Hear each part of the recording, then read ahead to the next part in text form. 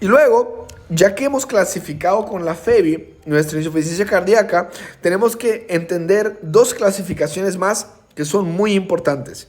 Tenemos la clasificación del NIHA y la clasificación de la AHA-ACC.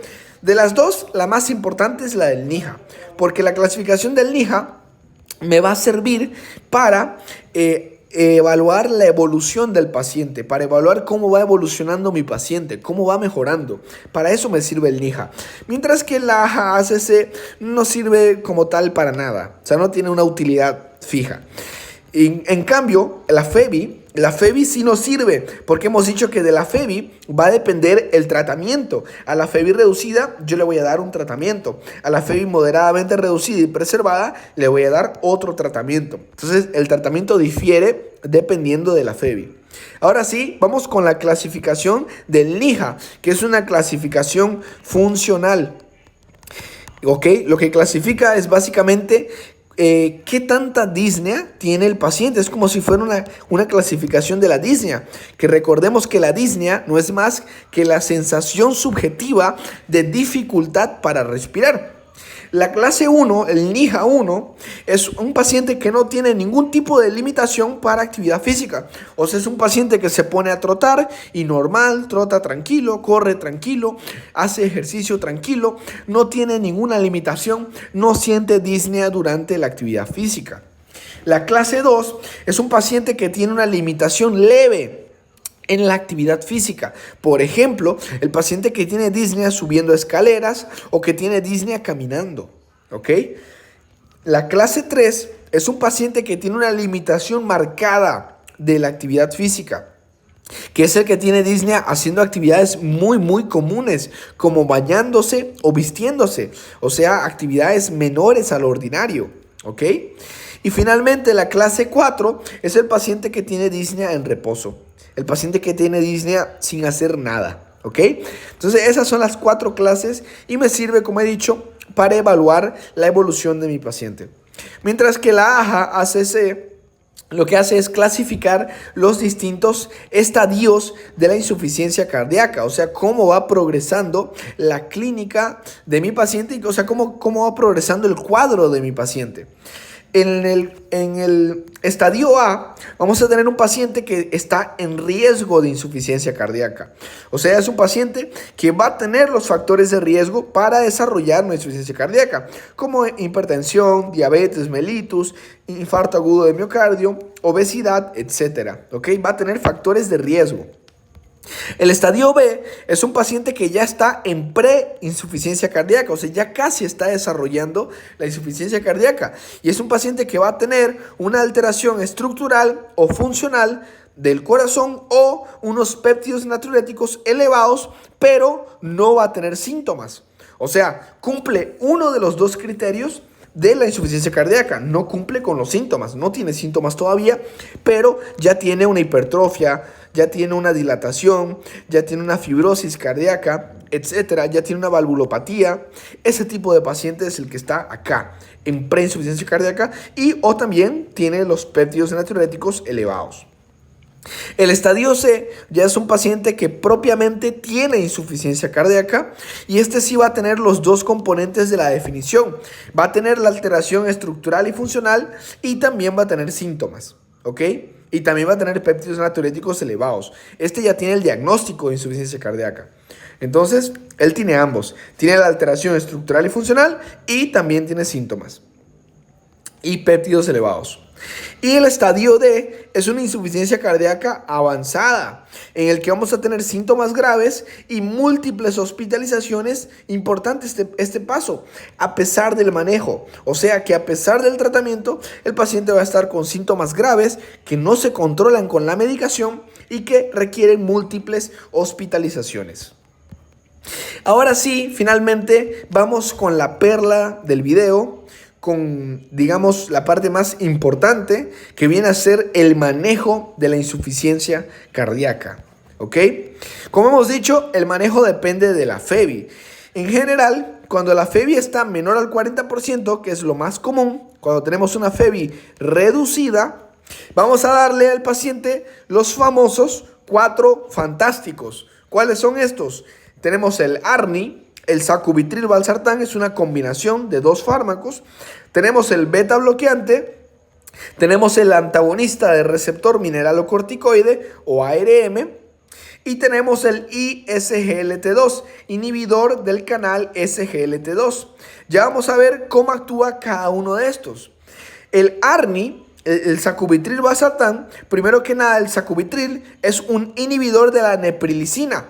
La neprilicina es una proteína que se encarga de degradar el péptido natriurético cerebral o BNP. Entonces, como degrada los péptidos natriuréticos auriculares, si yo inhibo esta enzima que antes degradaba el péptido, pues ahora si ya la inhibo, si no puede degradar el péptido va a aumentar en sangre y la consecuencia es que aumenta los niveles de péptido natriurético auriculares y por lo tanto también aumenta la natriuresis, que es la orina, o sea, es básicamente la orina de sodio, el desecho de sodio y agua por los túbulos renales, ¿ok? Esa es la natriuresis. Y obviamente esa natriuresis me va a disminuir la volemia y me va a disminuir la congestión del paciente. Entonces, para eso es que me sirve el sacubitril. Inhibe la neprilicina. El valsartán, por su parte, es un ARA2. Es un antagonista del receptor de angiotensina 2. Y lo que hace es inhibir el receptor AT1, ¿ok? Y este receptor AT1, si lo inhibo, voy a disminuir la vasoconstricción que antes se generaba cuando se activaba este receptor. Entonces, ¿qué es lo que hace el valsartán? Disminuye la vasoconstricción. Y al disminuir la vasoconstricción, disminuye la presión arterial y eso es beneficioso para mi paciente que tiene hipertensión, ¿ok? Los beta bloqueantes, otro paso importante acá que me olvidé de mencionar. Cuando yo bloqueo los receptores AT1, no solo disminuyo la vasoconstricción que genera la angiotensina 2, sino que también impido que se estimule la aldosterona. Por lo tanto, disminuyo la aldosterona, ¿ok? Ese segundo paso es muy importante. Y tercer paso, también disminuyo la fibrosis y el remodelado ventricular, porque recordemos que la sobreactivación humoral del sistema renina-angiotensina-aldosterona era lo que me provocaba la remodelación cardíaca junto con la sobreactivación del sistema nervioso simpático. Por lo tanto, si yo inhibo los receptores de angiotensina, la angiotensina 2 ya no va a poder estimular esa fibrosis y remodelado ventricular. Entonces disminuye también. Entonces actúa de esas tres formas: disminuye la vasoconstricción, disminuye la aldosterona y disminuye la fibrosis y remodelado del ventrículo. Luego tenemos el beta bloqueante. El beta bloqueante va a actuar bloqueando los receptores beta 1 adrenérgicos, que por lo tanto van a amortiguar la respuesta simpática del cuerpo, disminuyendo así la frecuencia cardíaca. Si yo disminuyo la frecuencia cardíaca, en la frecuencia cardíaca, gente, 2/3 son diástole y 1/3 es sístole. Si yo hago que la frecuencia cardíaca disminuya, entonces cada latido, o sea, cada ciclo cardíaco va a ser más largo, lo que va a hacer que la diástole dure más. Si la diástole dura más, entonces mejora la perfusión coronaria, porque recordemos que el corazón se irriga en diástole. O sea, es durante la diástole que las arterias coronarias se llenan de sangre y llevan toda esa sangre hacia el miocardio. Entonces, si yo bajo la frecuencia cardíaca con los beta bloqueantes, aumento la diástole y mejoro la perfusión coronaria. Además de eso, como estoy amortiguando la respuesta simpática, que recordemos era uno de los dos culpables de producir el remodelado cardíaco, pues también voy a disminuir la fibrosis y el remodelado ventricular. Luego tenemos los inhibidores del SGLT. Luego tenemos los antagonistas del receptor mineralocorticoide, que estos son pues la aldosterona principalmente. Inhibidores de ese receptor de aldosterona. Entonces, ¿cuáles son estos antagonistas del receptor mineralocorticoide? ¿Qué es lo que van a hacer? Van a bloquear el receptor mineralocorticoide. Y si yo bloqueo ese receptor, pues entonces ya no voy a permitir que la aldosterona actúe en esos receptores, donde estimularía la reabsorción de sodio a expensas de la excreción de potasio y obviamente también la reabsorción de sodio y agua. Entonces, si yo bloqueo los receptores mineralocorticoides, disminuyo la retención de sodio y agua. Básicamente provoco también natriuresis, provoco que se orine ese sodio. Y entonces me disminuye la volemia y entonces me disminuye la congestión. O sea, es como si fuera un tipo de diurético. ¿Ok? Y además de eso, la aldosterona, gente, tiene un efecto importantísimo sobre la fibrosis y el remodelado ventricular. Entonces, si yo bloqueo la aldosterona, si la aldosterona ya no tiene dónde actuar y ya no puede ejercer su efecto estimulante de la fibrosis y del remodelado, pues también voy a bloquear o disminuir esta fibrosis y remodelado ventricular. Fíjense que todos los fármacos prácticamente actúan a este nivel, impidiendo o disminuyendo la fibrosis y remodelado del corazón. Luego tenemos los ICGLT2, que estos son las glifosinas, la empaglifosina, la dapaglifosina. ¿Qué es lo que van a hacer estos fármacos? Estos fármacos bloquean el canal SGLT2, que es un canal que a nivel de los túbulos renales reabsorbe sodio y glucosa, o sea, reabsorbe ambos. Y yo al bloquear estos canales, pues voy a producir una menor reabsorción de sodio y glucosa, ¿ok?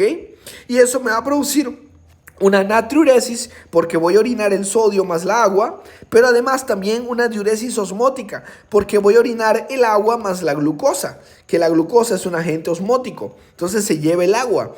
Y esos dos efectos me disminuyen la volemia y por lo tanto me disminuyen la congestión.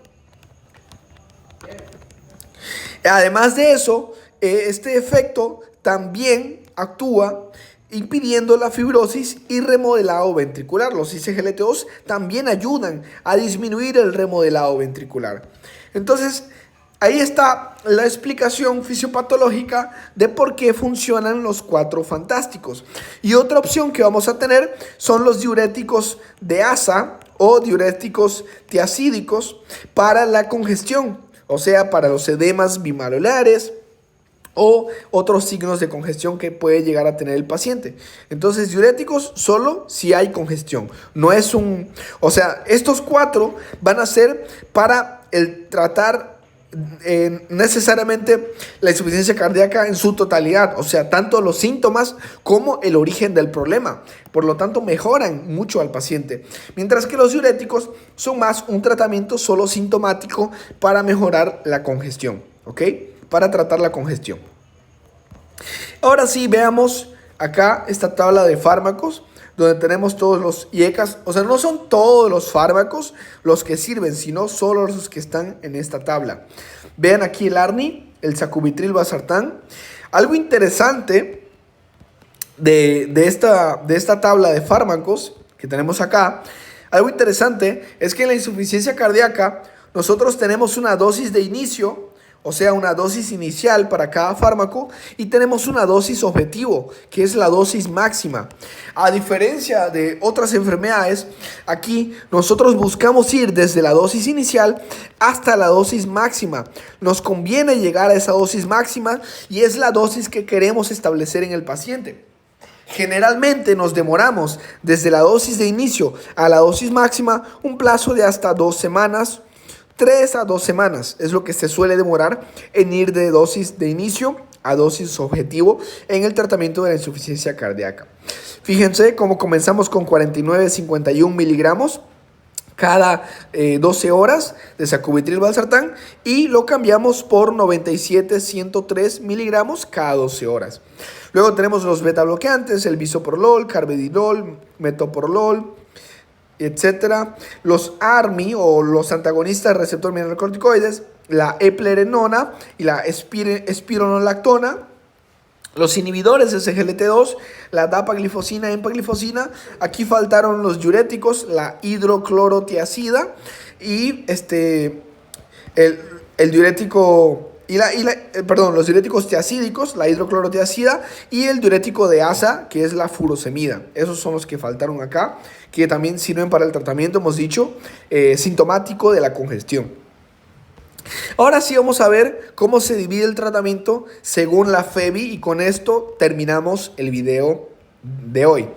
Según la FEBI, si es una FEBI reducida, o sea, si la fracción de eyección del ventrículo izquierdo, según el ecocardiograma, está menor o igual a 40%, yo le doy los 4 fantásticos, los 4 fármacos que hemos visto. Le voy a dar ARNI, le voy a dar antagonista del receptor mineralocorticoide, le voy a dar beta bloqueante y le voy a dar SGLT2. Le voy a dar todos esos 4 grupos de medicamentos. O sea, un medicamento por grupo, obviamente, primero a una dosis inicial y luego en unas 2 a 3 semanas vamos a subir a la dosis máxima. O sea, hay que ir subiendo de dosis hasta llegar a la dosis máxima. Entonces, en la FEBI reducida, yo voy a dar los 4 fantásticos y diuréticos si hay congestión. En la FEBI moderadamente reducida, yo voy a dar sí o sí ICGLT2, que es el que tiene evidencia disminuyendo la mortalidad y disminuyendo hospitalizaciones. Voy a considerar, ojo, considerar ARNI y ARM, antagonista del receptor mineralocorticoide. Voy a considerar estos 2 fármacos y también uso diuréticos para la congestión. Se considera porque se ha visto que sí pueden llegar a tener un buen efecto en estos pacientes, pero no tiene tanta evidencia como el ICGLT2. Por eso se considera. Y en la FEBI preservada, mayor al 50%, ICGLT2 obligatorio, porque es el que tiene mayor evidencia en estos pacientes.